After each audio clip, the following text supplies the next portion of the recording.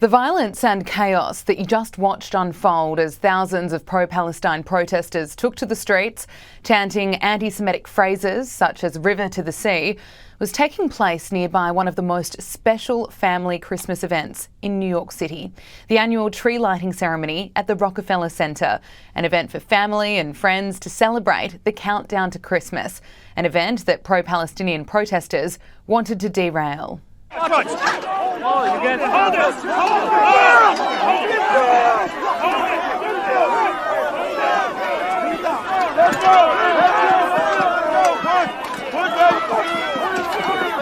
Hey. Come on, bro. Come on. We're on the sidewalk. We're on the sidewalk. What are you doing? They're getting locked up.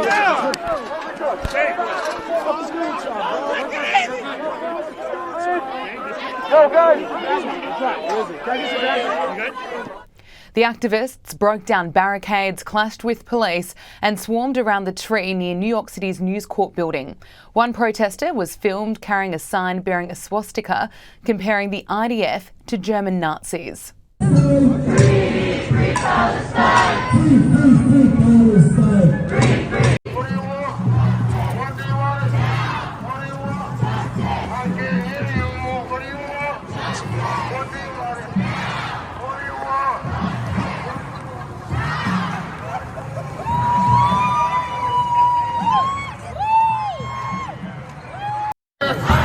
What do you want? What do you want? What do you want? What do you want? What do you want?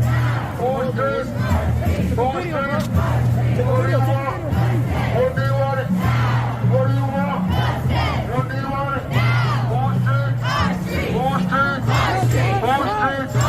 Posters? Posters? Posters? Posters? What do you want? What do you want? What do you want? I can't hear you. What do you want?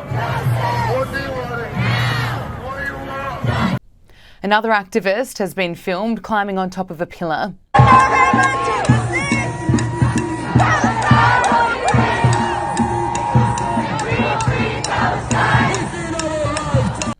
Extra police were called in as the demonstration escalated, and there are reports coming in that officers were attacked. Several protesters were seen being taken into custody, and this all unfolded while tourists were making their way around the area.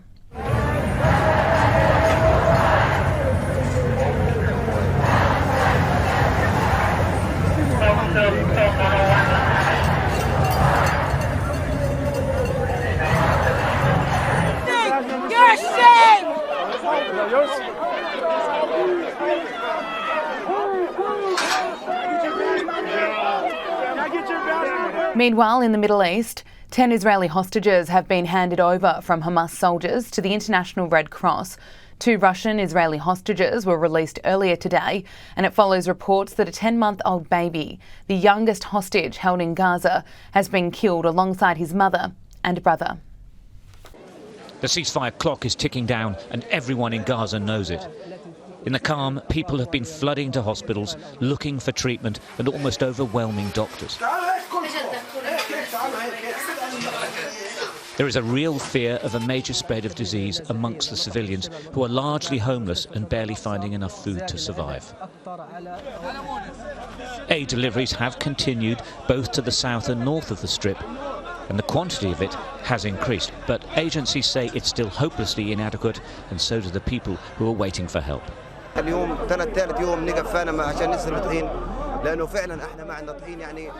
is the 3rd day in a row standing here to get flour because we frankly don't have any. For a week or so, our children were having 1 meal a day, barely enough to keep them alive because Gaza has nothing to eat except some vegetables. People are increasingly desperate, and they know that when the war resumes, life will get even worse. Hundreds of thousands have moved south, but they face the very real prospect of having to move again. Certainly, Israel's Prime Minister seems determined to continue the war, whatever happens to the hostages. In the last few days, I hear a question. If, after this phase of returning our abductees is exhausted, will Israel return to fighting? So my answer is an unequivocal yes. There is no chance that we won't resume the fighting until the end. Of course, the ceasefire has been entirely dependent on the release of hostages from Gaza and Palestinian prisoners from Israeli jails. This complex process has been remarkably successful, with negotiators staying in continuous touch with Israel and Hamas. Further extensions to the ceasefire are being discussed, but it is far from a done deal. The fate of the Bibas family, and in particular 10-month-old Kafir and his 4-year-old brother Ariel, has captured the attention of Israelis since their abduction. Now, though, the military wing of Hamas claims the boys and their mother Shiri were killed in an Israeli airstrike. It hasn't been verified, but the Israeli military says they're investigating the reports. It's another episode in a sequence of events that's traumatizing this country. Well, there's a place setting for every one of the hostages. If you can't see a human image on the back of the chair, it means they've come home. They're either in hospital or back with their families. But there are still many hostages left in Gaza. Nobody knows when this whole hostage saga is going to end. Israeli security forces have continued their raids in the West Bank. CCTV shows youths in a street moments before one of them was shot. The Ramallah Health Ministry says 2 children were killed in the raids. Since the October 7th Hamas attack, movement on the streets of the West Bank has been heavily restricted. It's tense here, tense in Gaza, and nobody knows what will happen next.